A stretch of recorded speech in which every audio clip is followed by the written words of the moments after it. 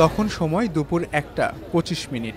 কাঠগড়ায় দাঁড়িয়ে মেজর সাদিকুল ইসলামের স্ত্রী সুমাইয়া তাহমিদ জাফরিন। এজলাসে ছিলেন বিচারক। পুলিশের পক্ষ থেকে জাফরিনকে 7 দিন রিমান্ডে নেওয়ার আবেদন করা হয়। মামলার তদন্তকারী কর্মকর্তা গোয়েন্দা সংস্থা ডিবির পরিদর্শক জেহাদ হোসেন জাফরিনকে রিমান্ডে নেওয়ার 7টি কারণ আদালতের সামনে তুলে ধরেন। জাফরিনকে রাষ্ট্রপক্ষ কেন রিমান্ডে নিতে চায়?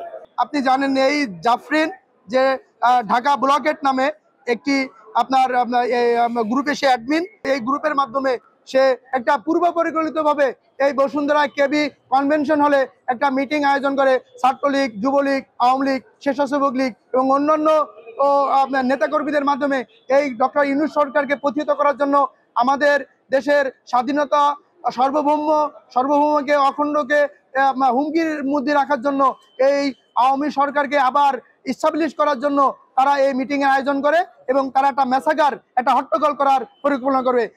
পুলিশ কর্মকর্তা জেহাদ আদালতকে বলেন, আসামি সুমাইয়া তাহমিদ জাফরিন মেজর সাদিকুলের স্ত্রী। তিনি একটি বহুজাতিক কোম্পানির আঞ্চলিক কর্মকর্তা। গত 8 জুলাই রাজধানীর বসুন্ধরা আবাসিক এলাকায় কেবি কনভেনশন হলে কার্যক্রম নিষিদ্ধ হওয়া আওয়ামী লীগ ও নিষিদ্ধ ছাত্রলীগের সঙ্গে একত্রিত হয়ে গোপন মিটিং করেন। দেশে অরাজকতা সৃষ্টির জন্য আলোচনা ও প্রশিক্ষণের উদ্দেশ্যে তারা সেখানে একত্রিত হন। পুলিশ কর্মকর্তা জেহাদ হোসেন বলেন, সুমাইয়া তাহমিদ জাফরিন অপারেশন ঢাকা ব্লকেটের একজন সক্রিয় সদস্য।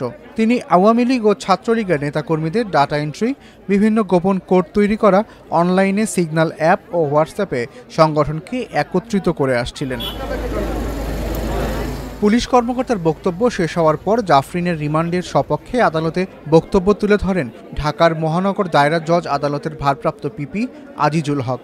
তিনি বলেন, মেজর সাদিকুলের স্ত্রী জাফরিন গত 8 জুলাই বসুন্ধরার কনভেনশন হলে গোপন সভায় উপস্থিত ছিলেন, যেখানে ছাত্রলীগের 300 থেকে 400 নেতাকর্মী অংশ নেন।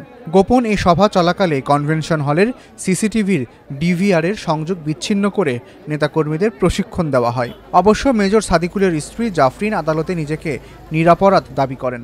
জাফরিন আদালতে কথা বলেছেন, আদালতে কি কথা বলেছেন?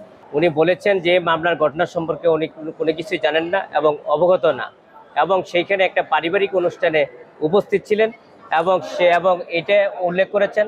আরেকটা হচ্ছে উনি নিজে বলেছেন যে আমি মেজর সাহেবের স্ত্রী, সেই কারণেই আমাকে এই মামলায় সম্পৃক্ত করা হয়েছে। তো রাষ্ট্রপক্ষ যে অভিযোগগুলো দাখিল করেছেন ওই অভিযোগের ব্যাপারে সুনির্দিষ্ট কোনো ব্যাখ্যা দিতে পারেন নাই এবং সুনির্দিষ্টভাবে কোনো প্রমাণ তথ্যাদি সেখানে বিজ্ঞ আদালতে উপস্থাপন করতে পারেন নাই। এর আগে ভাটারা থানায় দায়ের করা সন্ত্রাস বিরোধী আইনের মামলায় সুমাইয়া জাফরিনকে আদালতে হাজির করে 7 দিন রিমান্ডে নিয়ে জিজ্ঞাসাবাদ করার আবেদন করে পুলিশ। আসামি পক্ষ থেকে রিমান্ডে নেওয়ার আবেদন নাকচ চাওয়া হয়। উভয় পক্ষের শুনানি নিয়ে আদালত তাকে 5 দিন রিমান্ডে নিয়ে জিজ্ঞাসাবাদ করার অনুমতি দেন। ভাটারা থানা 24/7/25 একটা মামলা, সন্ত্রাস বিরোধী মামলা। মেজর সাদিকুল হকের স্ত্রী, ওনাকে অ্যারেস্ট করে নিয়ে আসা হয়। 7 দিনের রিমান্ড চায় বিজ্ঞ আদালত। মেজর সাদিকুলের ওয়াইফ সুমাইয়া তাহমিদ জাফরিনকে 5 দিনের রিমান্ড দেন।